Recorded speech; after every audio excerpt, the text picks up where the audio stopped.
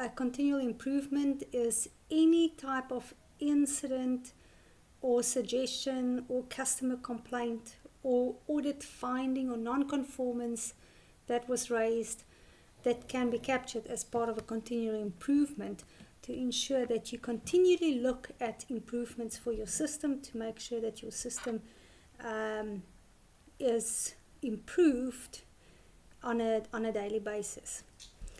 So with the continual improvement, you can have a system-generated continual improvement, which means that should you have failed a compliance management measure that was set for you and you did not complete it in time, it will raise a continual improvement to notify you that you have actually failed a specific management measure. The management measures are set up to ensure that your system is continuously managed, to notify the user to use the system to make sure that your compliance is in line, and should you fail to adhere to your management measures or complete them in time, a continual improvement will be raised so that the user can investigate and see why it actually happened. So the continual improvements you see here are all system generated, and we can see that it says management measure failure, and then it tells you what exactly what management measure was the failure that you've experienced. You will notice that this date is in green and this date is in red. So when your due date is in green, it means that there is still time to actually go and complete this management measure. Should you do that, because you're in a second grace period, should you do that in the second grace period, it means that you will not have a continual improvement against your system and you will still be compliant. If it's in the red, it means you've already failed, you've already extended your second grace period, you didn't do it in time, and the failure is logged as an incident, needs to be addressed. You can also manually capture your continual improvements. So you report an event. So let's say we had an accident this morning, and we say it was on a client site. We can specify the site.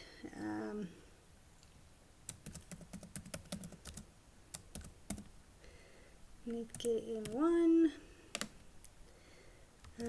driver delivered linen and drove into the boom gate.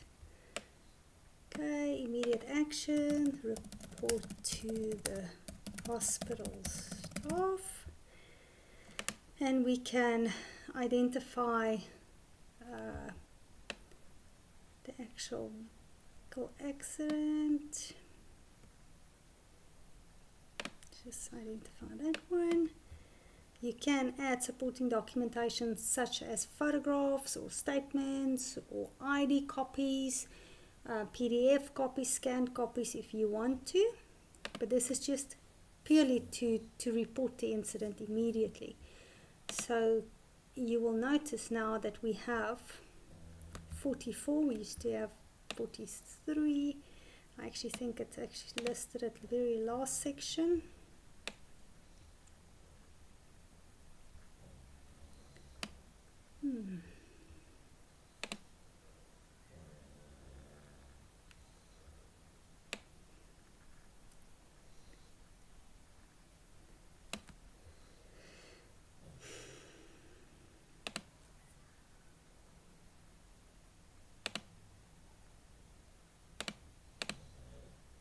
See if we can pick it up. Now search field. Okay, so that's our accident that we've just captured. If you look at the filters that I've just used, you have different filters that you can use to pick up a specific incident. Once you've done that, you captured or you've used a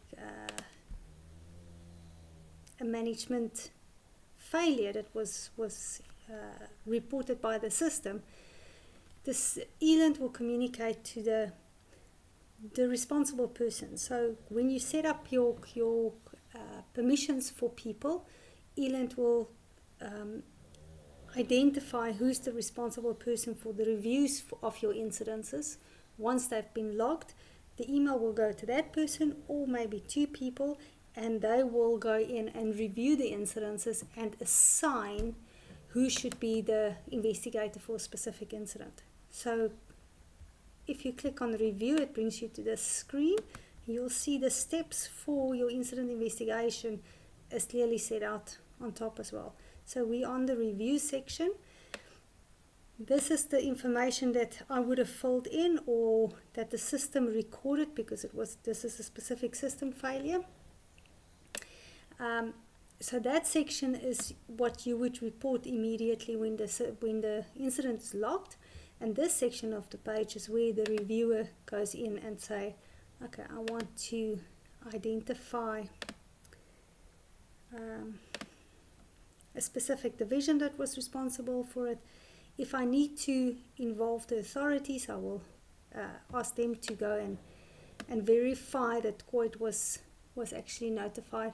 Again, you can add the COIT forms, the first medicals, your notification period or notification notice to the Department of Labour if necessary. You can add all of those supporting documentation to your actual incident.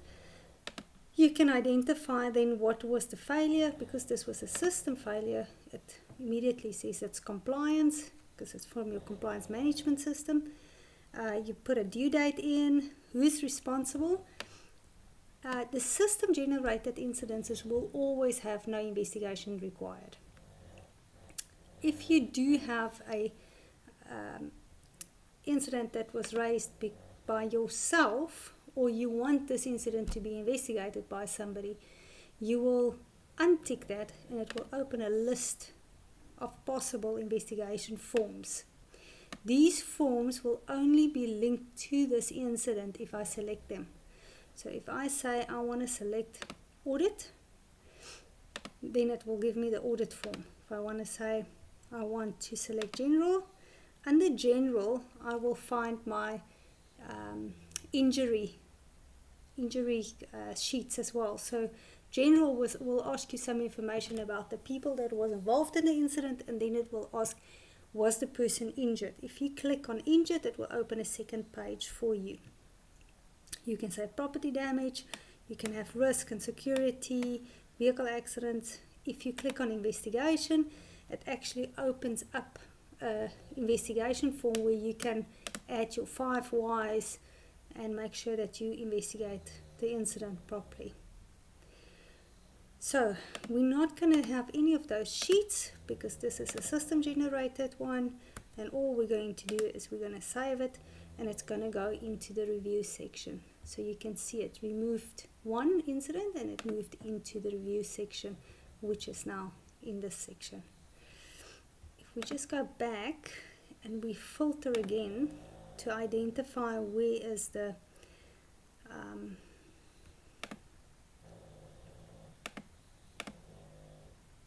it's not division.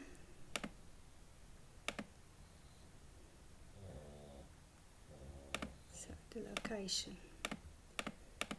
Filter on the location to find our incident that we've captured. The same information will go through, we'll have to review it. This section that says email, if I click on this, it means I can put in an email address, and that's not a Elint email address, and I can send the email to that specific address and it will send a notification or a summary of that incident to that email address. Okay, go back here.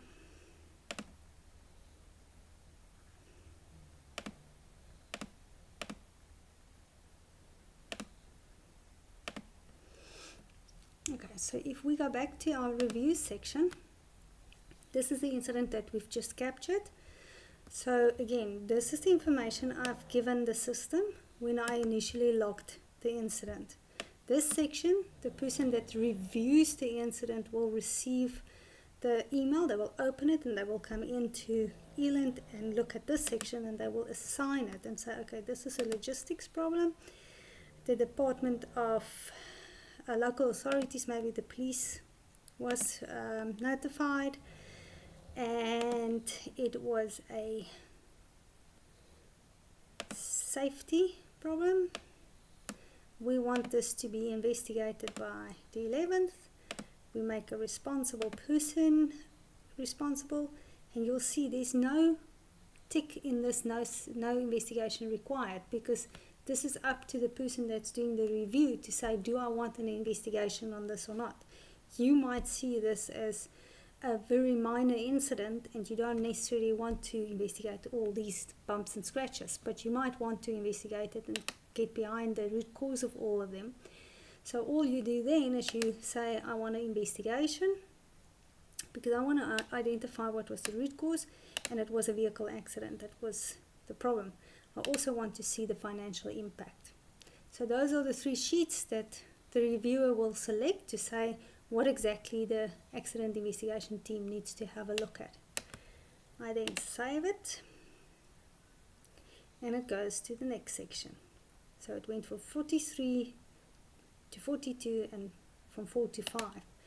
So we have our incident here. So 93738 was a system generated failure that we've reviewed and saved so that we can move it on to the next section, and 93756 was the manually captured incident that we've reviewed.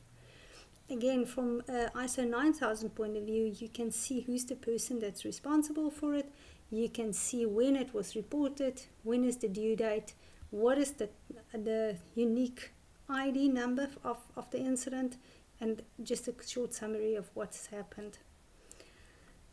On these tabs, again, you can email the incident if you want to an outside Elint email address. You can go back to review if you want to, but we were going to go into investigation. Now this will work the same for any type of incident depending on what type of forms you've selected. So you've got different forms that's available, and all the drop downs that you see in continual improvement can be customized according to your needs. We can also add additional forms if we need to address any other incidences that we didn't think about. So the very first thing that we're going to have a look at is we're going to say, okay, let me first start with the vehicle. What was the weather conditions? So it was rainy. The visibility, it was daytime. The road condition, good conditions, and it was tarmac. Traffic conditions, little to no traffic. Let's see, competency of the driver, he's licensed for type of vehicle, yes. Upload a PDF, just okay.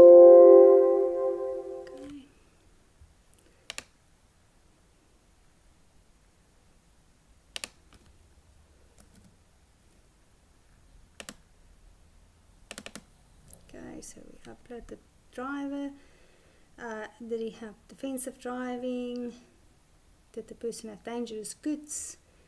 Any other certificates, or none of the above? You just select whatever you want to, and if you say yes, it's going to ask you to identify a specific PDF for you. So you can add additional information if you want to. Driving record of the driver, any previous accidents in the past 12 months. If I select this, then it gives me a little space for summary. We can say this was the 3rd boom gate incident. Okay, alcohol levels tested. If you say yes, you need to give the proof of the test. If you say no, it actually takes that away.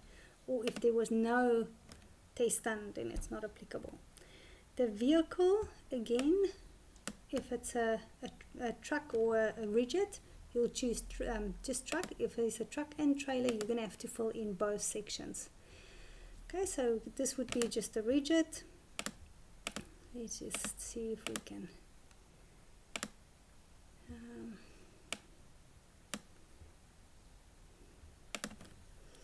no breakdowns in past 6 months as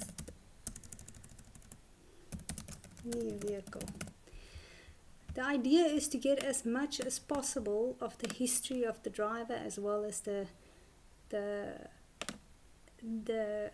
vehicle, so that you can do trend analysis if that's required.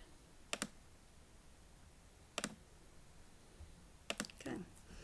Once you've saved the form, you'll identify you have now completed this section. It doesn't mean the investigation is complete. It's only one section of the investigation that's completed, because we've assigned 3 different forms to this investigation. Now, if we go back to financial impact, we might not know the exact numbers yet, so you can always come back once you've had the financial impact to identify how much are your incidences actually costing you. You can come back to that and fill that in. So, moderate value of injured person, hiring additional labor, hours, legal costs, any costs incurred managing, mitigate this incident, costs not covered by insurance. So boom gate is probably not going to be covered by insurance. Cost of hiring additional vehicles, not going to be that. Any costs incurred managing mitigation. So we're going to say we had to fix the boom gate for the hospital and there was no insurance. Just make it a little bit less. There's no insurance involved. Select at least one of the consequential costs. Loss of income, the vehicle didn't stand. Loss of client services, the client wasn't upset with us. Value of loss of damage or stolen properties, that we can say, okay, damaged property was another 2,500. Has this been registered with the insurance? No. You can say yes, but then it's asking you to attach some insurance documentation. We are saying no, we have paid for it, and then we can save it. Once again, once you've saved it, it tells you that this form is completed. However, the incident is still under investigation because you've got more forms to complete. The next section that we've got is investigation. So this is where you would do your 5 whys or your root cause analysis or causal tree or bow tie, whatever method you use to do investigations. This is how you're going to give Elint the information that you've done that. So once you've done your brainstorming and your discussions around the table, the summary of what you have found will come in here. So summary of events: injured, involved person, statement. If you tick on this, it will ask you to upload the statement. So you've got a signed copy, scanned copy of a statement. The witness statement, again, if you tick on it, then you can add that in there.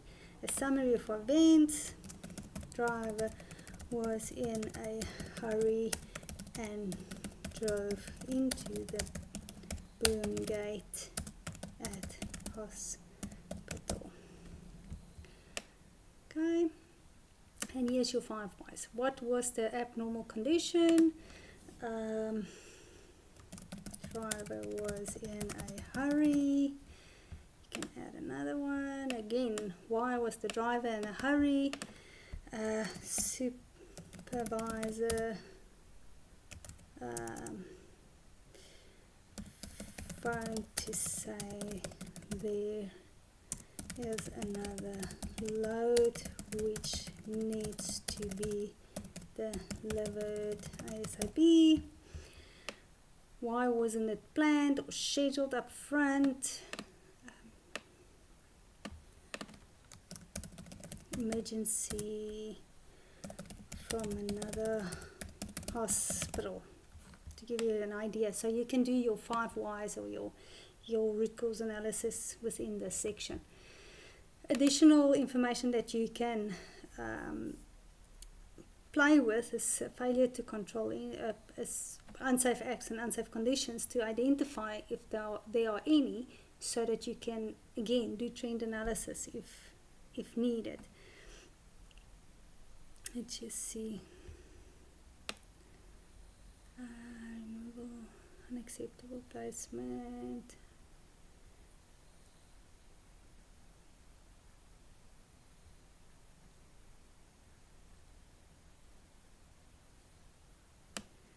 Maybe put that one in. Okay, unsafe act, unsafe condition. Let's say there is no unsafe condition. No unsafe condition involved. Quality. Lack of planning. And then again, you can upload information supporting documentation if you want to do that. Once we've done this, it will show you have done all your investigations, you've completed the investigation. The user, that's the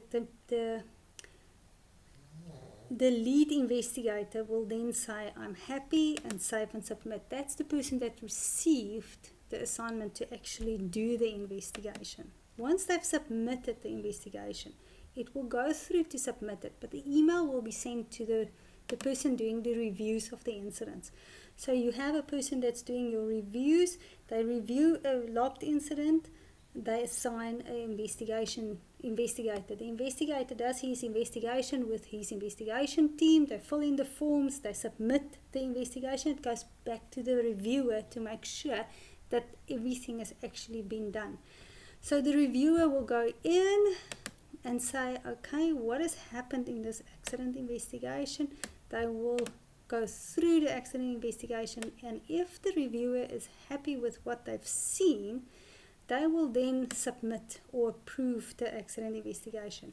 If the reviewer is not happy with what they've done, if they want more additional information or the root cause analysis not properly done, then they will disapprove it. If they disapprove it, it will go back to investigation, email will be sent to the investigator, and the process starts again from investigation. If they approve, it goes to the approval screen.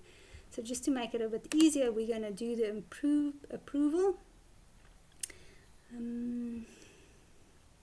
So again, we have the drop downs to make sure that we can do a trend analysis on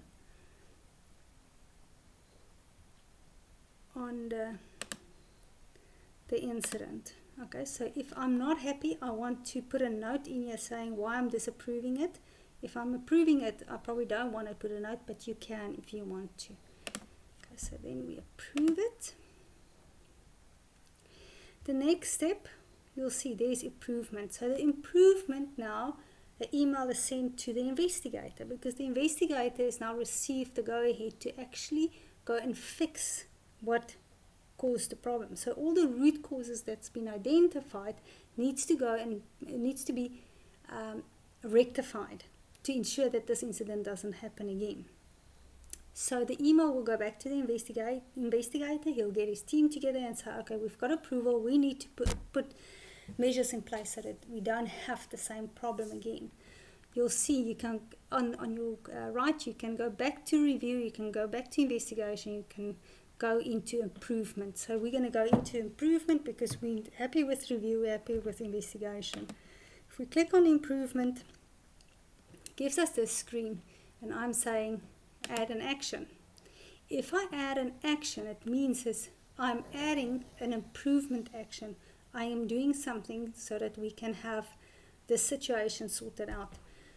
Once I've saved the action, it will actually create a task for a specific person, because not all your corrective actions will be done by the investigator. It will be different people doing different actions. So the actions are scheduled in the task manager or task module for the person to action when they have completed the task. So the task name is, let's say, training.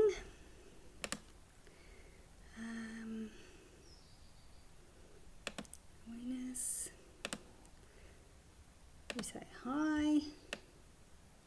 description, ensure driver is trained.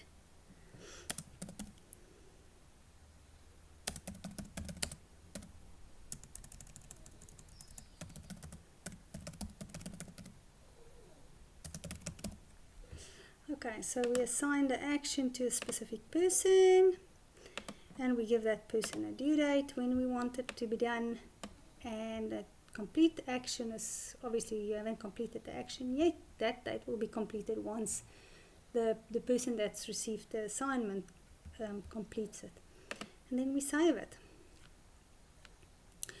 So what happens now is there's a task that was created. Okay, so training is the task that was created. It has got a high importance. It says that it needs to be done by tomorrow, and Salo Clutter is the person that needs to do it. Salo receives an email from Elint saying that there's a specific task outstanding for him to go and do. Salo might not even know that there was an accident, unless if Salo was part of the accident investigation team. So he will go in and he will say, okay, I am training the driver. Obviously you'll have a driver's name in there for him. He's training the driver, he's making sure everything is done. He adds a certificate if there is a certificate to add, and he says, okay, I have done the work. Sorry, I should have done.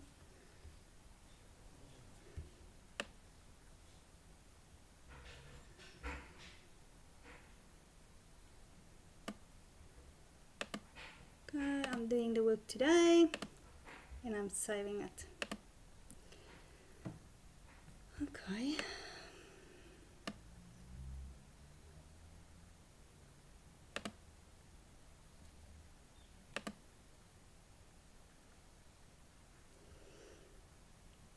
Okay, so Salo goes in, he completes it, and it's all done. If we look at completed tasks, you'll see there's the training that he said he'll complete, and it's all done. So his training is done. If I want to see the detail of this incident, I can go down and say, okay, there's my driver and he's trained. And then if he added a training certificate, it will also be attached to this. Because Salo is doing, or did his training on my accident investigation side, I will have my improvement. Go back into improvements. And it gives me my completion date. So I would receive, as the reviewer, I will receive an email saying the action has been completed. Once all the actions have been completed, I can go in and say, okay, I'm approving this or I'm disapproving it. If I disapprove it, it will open up the task again and say this has been disapproved and you need to redo it with my notes why I'm disapproving it. But let's just approve it now to make it simple, and we say save. Okay, so Salo has done his work and we've saved it. You'll see there's in improvement and in closeout we have a 1. If we go back to the end of it, so I've approved it, it goes back to the investigator saying it's been approved, and then they close it out to say they're happy with it. The reviewer receives the email back from Elint saying you have now closed this incident and reviewed that you're happy with it. So I'm saying I'm resolving this incident today, and I am happy that all of the above was done, and I can actually now close the incident.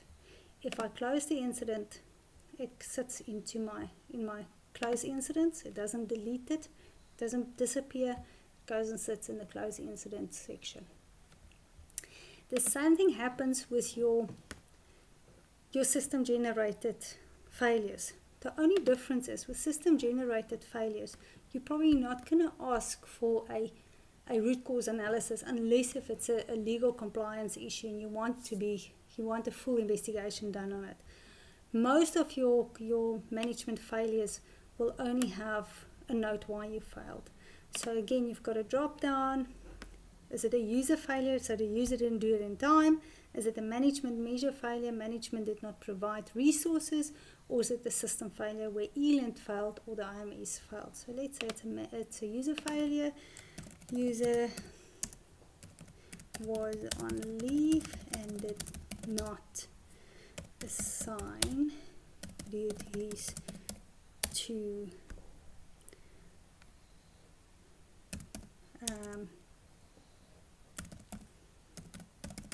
his supervisor.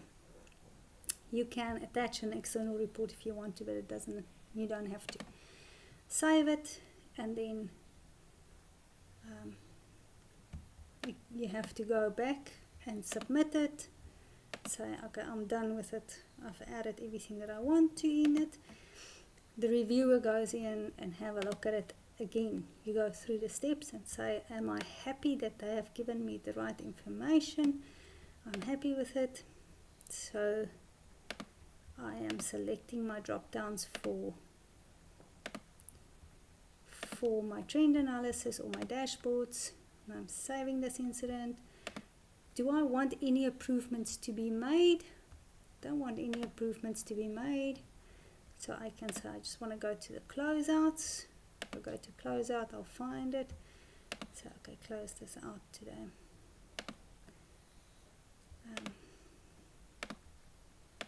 So very quickly you go through your thinking process to make sure that you've looked at every single failure or every single non-conformance that you could possibly have. And that is your continual improvement, accident investigation, customer complaints, customer suggestion, audit finding, inspection, non-conformance, anything that needs a continual improvement to ensure that your management system is continually improved, to ensure that you keep in line with continual improvement of ISO or corrective and preventative actions that ISO would require. You will log into the continual improvement section and manage it a 1/1 so that we ensure the same thing does not happen continuously.